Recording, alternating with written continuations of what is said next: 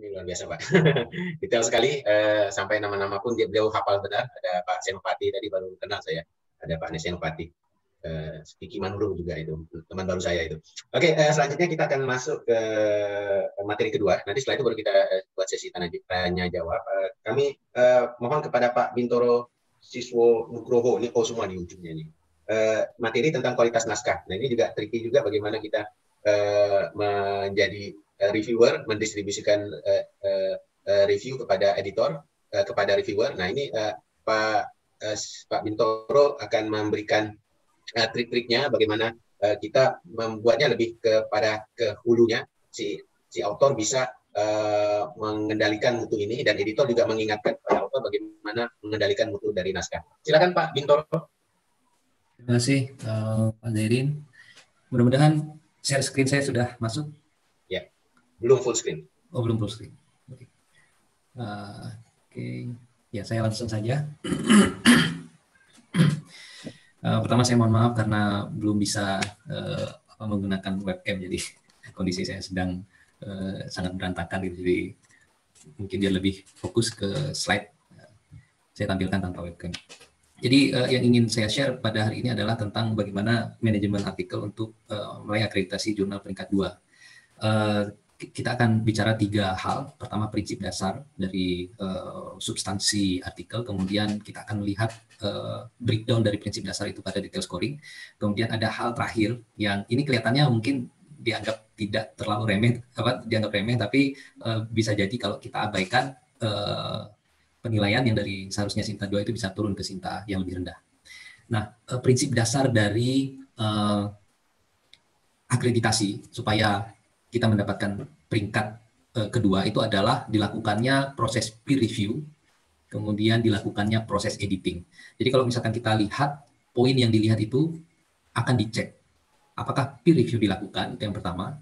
Kemudian apakah editing itu dilakukan, dan apakah peer review dan editing itu dilakukan secara standar. Jadi sebenarnya dua ini saja yang menjadi kata kunci. Dua hal ini, peer review dan editing, itu dimasukkan dalam 3 bagian di penilaian, yaitu penyuntingan dan manajemen, kemudian substansi artikel, dan gaya penulisan. Kalau kita amati, ini adalah poin terbesar, seperti yang disampaikan Pak Heri tadi. Jadi poinnya paling besar, 17, 39, 12.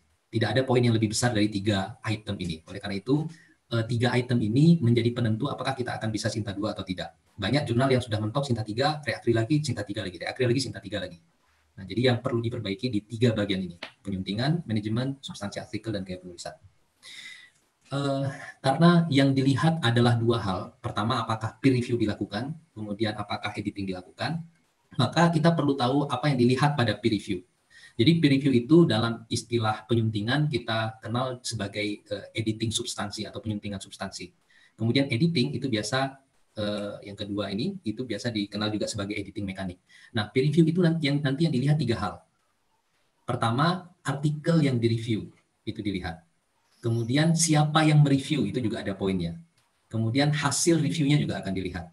Nah, orang yang melakukan penilaian yang disebut sebagai reviewer itu nanti ada klasifikasinya. Oleh karena itu, kita nggak bisa masukkan sembarang orang untuk reviewer kalau kita mau Sinta 2. Kemudian editing. Nah, editing ini perannya adalah editor, kita pengelola jurnal. Kita dilihat. Rekam jejak publikasi kita dilihat. Jadi nanti yang dimasukkan ke dalam jurnal itu jangan misalkan dosen baru keterima CPNS, belum ada jejak publikasinya, terus kita masukkan mayoritas dosen-dosen yang baru-baru karena mau kerja. Jangan seperti itu, karena nanti nilainya rendah. Susah nanti untuk ke Sinta 2. Kemudian, jadi dilihat orangnya yang melakukan proses editing atau editing mekanik. Kemudian dilihat kelengkapan perangkat editingnya. Kelengkapan perangkat editing itu mulai dari petunjuk penulisan, template, kita menggunakan atau tidak menggunakan software, misalnya Mendeley, dan seterusnya. Nah, kemudian hasil editingnya. Hasil editingnya itu, artikel yang dihasilkan itu kira-kira tampilannya seperti apa itu juga akan dilihat. Sekarang kita akan, nah ini yang berkali-kali kita temukan pada beberapa jurnal, meletakkan editor dengan reviewer, orang yang sama ada di editor di jurnal, kemudian orang yang sama ada di reviewer, itu haram hukumnya dalam pengelolaan jurnal. Itu pasti nilainya rendah. Mustahil bisa dapat Sinta 2. Kalau ada nama yang sama di editor, kemudian dia juga ada di reviewer. Tidak boleh. Haram. Itu yang pertama. Yang kedua, prinsipnya adalah semua yang kita lakukan harus tercatat di OJS. Kemudian orang-orang yang kita klaim sebagai editor, kemudian orang-orang yang kita klaim sebagai reviewer, itu perannya harus terlihat. Jadi kita masukkan profesor dengan publikasi banyak segala macam sebagai reviewer, tapi kalau perannya tidak terlihat di OJS, ya sama juga, nanti nilainya tidak ada nilai. Jadi pertama, editor dan reviewer orangnya harus terpisah. Itu yang pertama. Yang kedua, perannya itu benar-benar harus terlihat di dalam OJS. Bagaimana biasanya asesor melihat peran-peran itu? Jadi kalau misalkan kita cek untuk aktivitas itu ada namanya history dari setiap artikel. Nah nanti dilihat apakah benar, misalkan saya mengklaim reviewernya ini ada 2 orang, Pak Azrul dan Muldaris Nur. Kenapa saya masukkan Pak Azrul dan Muldaris Nur? Karena beliau berdua punya kualifikasi sebagai reviewer internasional. Nah harus terlihat di dalam log file atau history di dalam OJS-nya bahwa memang Pak Azrul dan Pak Muldaris Nur melakukan review. Nah, di sini bisa kelihatan itu dilakukan. Kemudian ada editor saya gitu, itu melakukan ada peran juga. Nah, itu ada nama saya di situ. Kemudian ya, ini contoh tampilan dari Pak Muldaris Nur dan Pak Azrul Azwar melakukan review pada jurnal itu. Jadi sekali lagi hal-hal seperti ini harus terlihat di dalam OJS kalau kita mau mendapatkan Sinta 2. Oke, sekarang kita masuk ke hal yang lebih teknis tentang detail scoring. Tadi kan kita sudah bicarakan bahwa orangnya itu dilihat, itu punya nilai. Orang yang mereview punya nilai. Nah, nilai seperti apa yang maksimal? Nilai maksimal itu akan diperoleh kalau mitra bestari atau reviewer itu 50%, di atas 50% itu internasional. Nah, ada 2. Pertama internasional dan berorganisasi. Jadi kalau misalkan kita masukkan orang Untan semua, walaupun dia internasional, tidak masuk dalam kategori ini, dia akan masuk ke yang lokal, lebih kecil nilainya. Nah, kalau kita mau dapatkan skor 5, dan ini bisa. Jadi kita sudah contohkan, kita sudah praktekkan di jurnal JEBIK gitu ya, untuk kita targetnya Sinta 2. Itu kita dari editornya mencari lebih dari 50%, itu yang berbagai institusi dan internasional. Yang perlu kita catat sama-sama, pada saat reakreditasi, untuk substansi yang dilihat hanya 1 terbitan. Ya, saya ulangi, pada saat reakreditasi yang dilihat cuma 1 terbitan. Jadi misalnya kita mau reakreditasi untuk dapat Sinta 2 tahun depan. Itu yang terbitan Mei. Nah itu dari sekarang, itu kita sudah harus perbaiki. Kita cari mitra bestarinya, 50% harus internasional.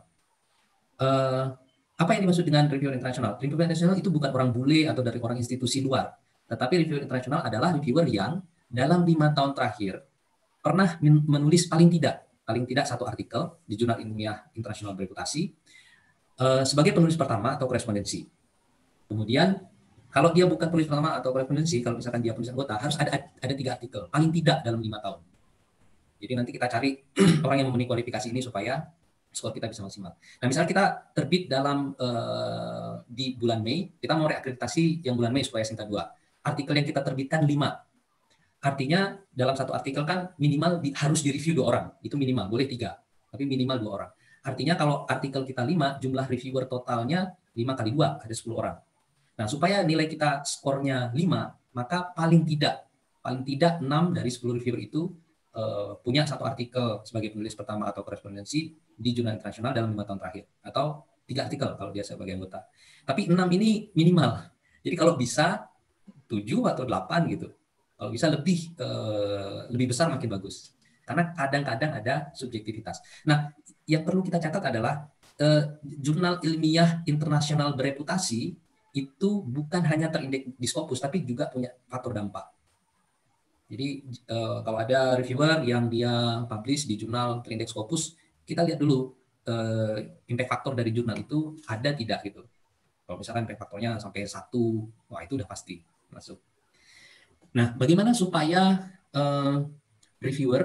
supaya asesor langsung memberikan kita skor 5? Seperti yang disampaikan oleh Pak Heri tadi, informasi bahwa mitra bestari kita itu internasional harus muncul dari sejarah mudah.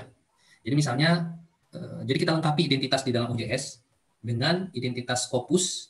Ya ini contohnya Pak Farudin Nugroho ini dosen UGM yang merupakan salah satu mitra bestari positron.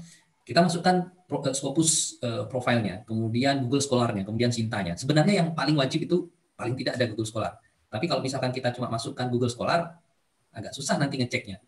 Lebih bagus kalau kita mau mendapatkan skor 5, reviewer kita itu sudah punya Scopus ID, Ya, dan Scopus ID itu kita keluarkan. Nah, jadi bisa dua cara kita mengeluarkan informasi itu.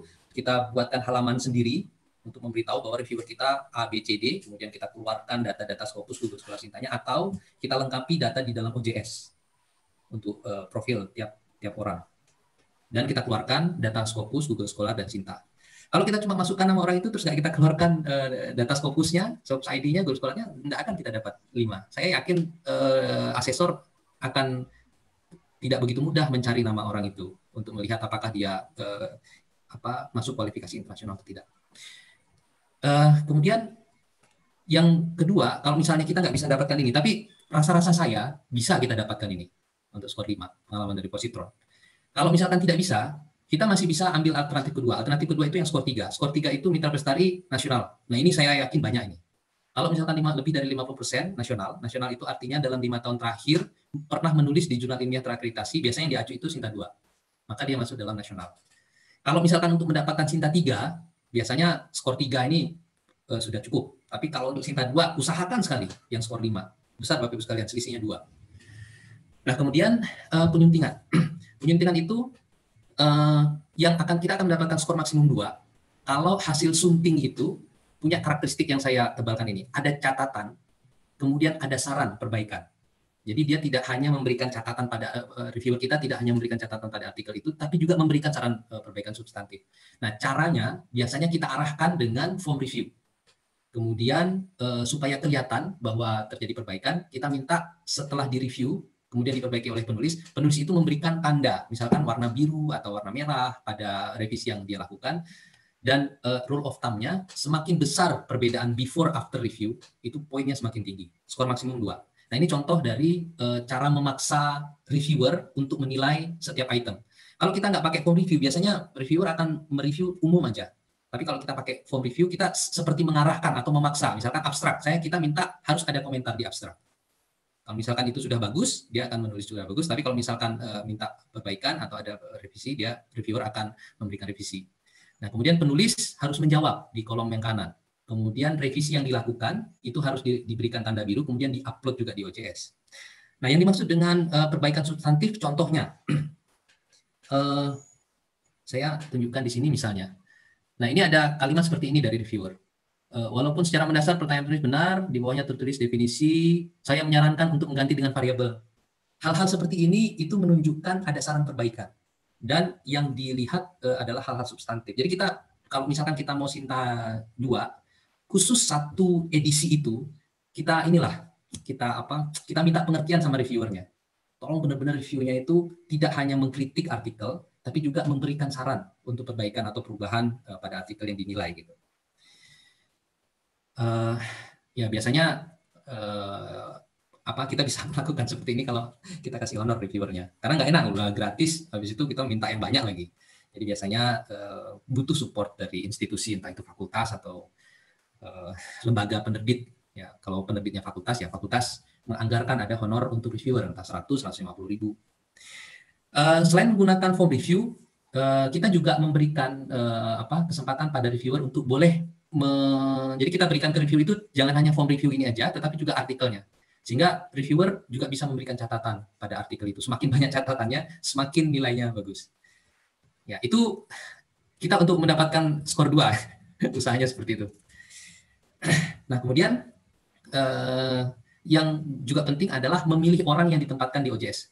Yang memilih orang. Nah, jadi kualifikasi Dewan Penyunting kita sebagai pengelola jurnal itu harus lebih dari 50% pernah menulis di artikel internasional. Kalau kita mau mendapatkan skor 3. Kalau misalkan seperti yang saya katakan, kita minta, ini yang mau kerja nih anak-anak yang baru lulus CPNS gitu, yang masih kan biasanya sekarang S1, S2 langsung, mungkin publikasinya belum begitu banyak, kita letakkan itu skornya akan kecil. Jadi sebaiknya beberapa orang gitu, ya kalau bisa lebih dari 50% itu yang sudah pernah menulis di ilmiah internasional. Skornya 3. Sama seperti reviewer, profil Scopus dan Sinta atau Google Scholar tolong ditampilkan di OJS supaya asesor bisa melihat bahwa memang benar orang-orang yang kita letakkan itu punya rekam jejak penulisan artikel. Nah, kemudian yang selanjutnya, ya, jadi nanti minta tolong rekan-rekan yang mau mengakri supaya Sinta 2, tolong dewan redaksinya di rombak gitu. Ya, intinya nanti mohon maaf kepada rekan-rekan pengelola jurnal, tolong dievaluasi kembali susunan dewan redaksi. Kalau tolong dimasukkan saja nama-nama dosen-dosen yang punya kualifikasi sudah pernah menerbitkan artikel paling tidak jurnal ilmiah nasional. Itu kalau misalkan lebih dari 50% cuma nasional skornya 2. Seperti kata Pak Heri, satu angka itu penting. Jadi kalau bisa semua yang sudah pernah menulis artikel di jurnal internasional. Dan yang perlu diingat juga, jangan cuma dari institusi kita, karena di penilaian itu dikatakan berbagai institusi. Jadi kalau cuma Untan aja nanti skor kita 2. Jadi masukkan juga Untan, kemudian rata-rata yang Sinta 2 itu paling tidak 3 atau 4 institusi. Dan orang-orangnya punya rekam jejak pernah menulis artikel di jurnal internasional.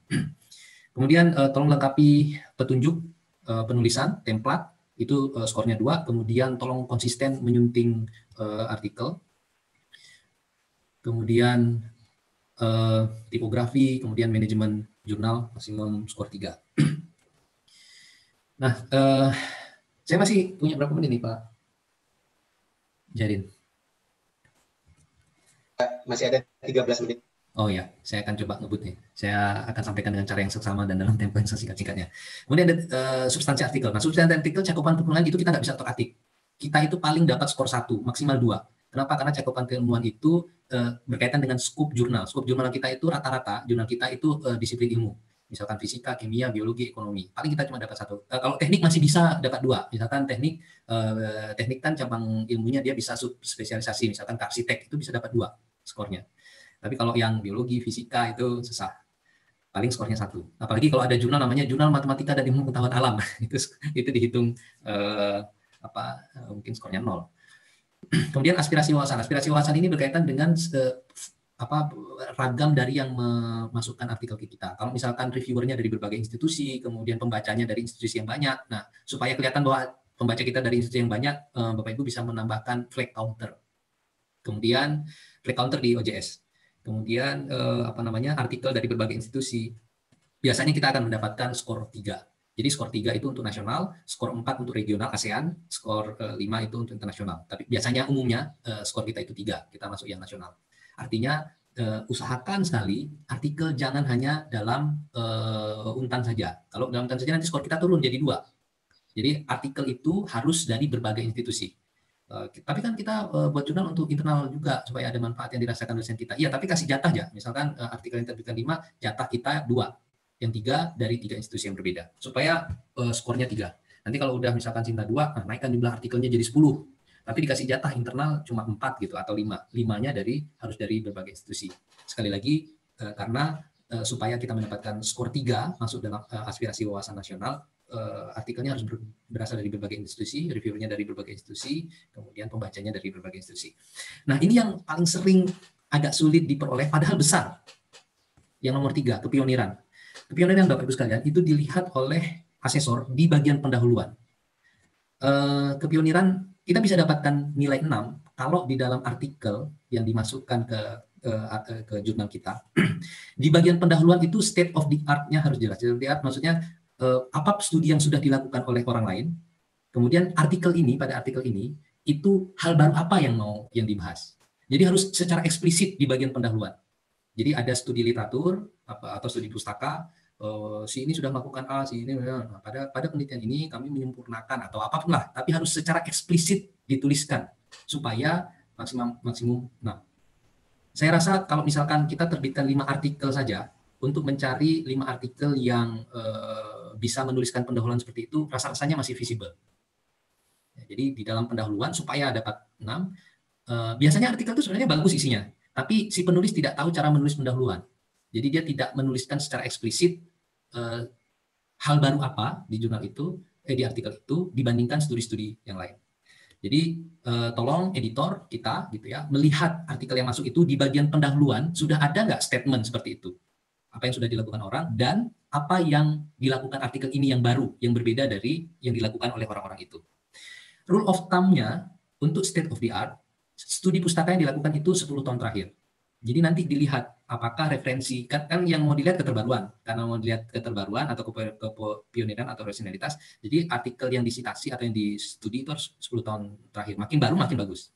Jadi kalau misalkan ada artikel masuk ke kita, Kemudian kita review, kita kasih tahu ke penulisnya, ini perbaiki referensi yang digunakan 10 tahun terakhir di bagian pendahuluan, kemudian tuliskan secara eksplisit artikel ini melaporkan hal baru apa dibandingkan yang sudah dilakukan oleh orang lain.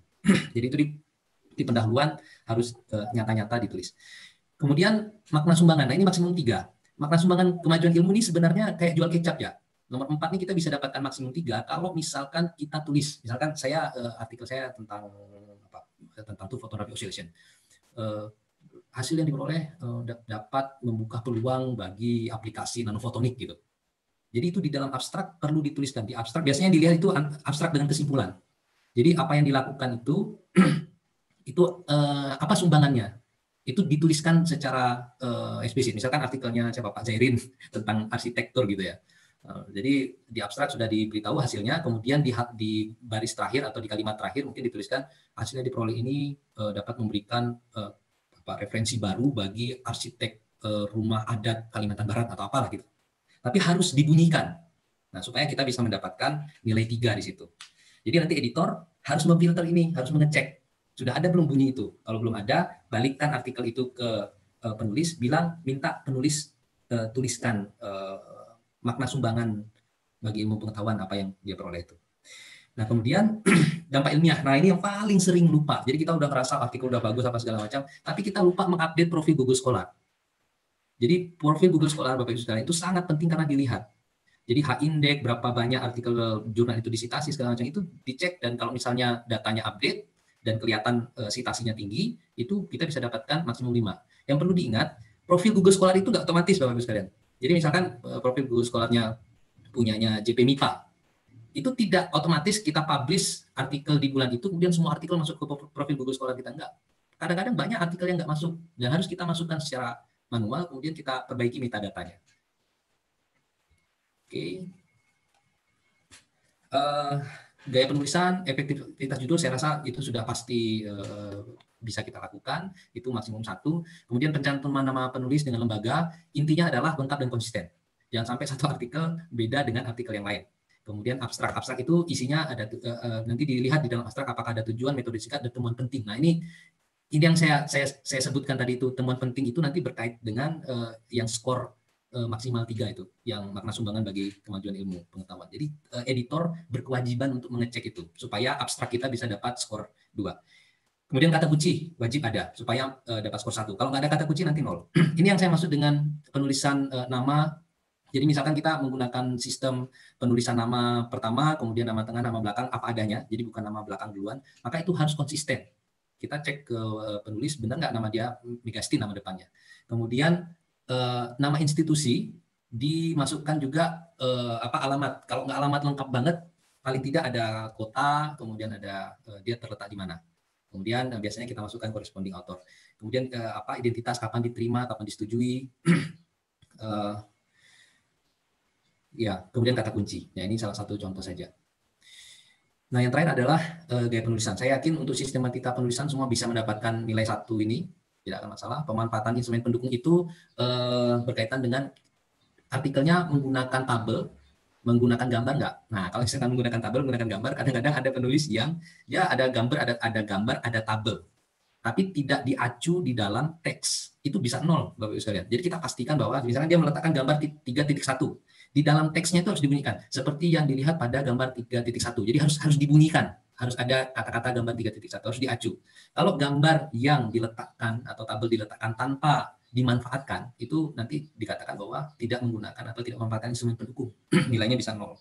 Nah, kemudian ada aturan juga, gambar itu letaknya di dalam artikel hanya di paling atas halaman atau paling bawah. Gambar itu nggak ada di tengah.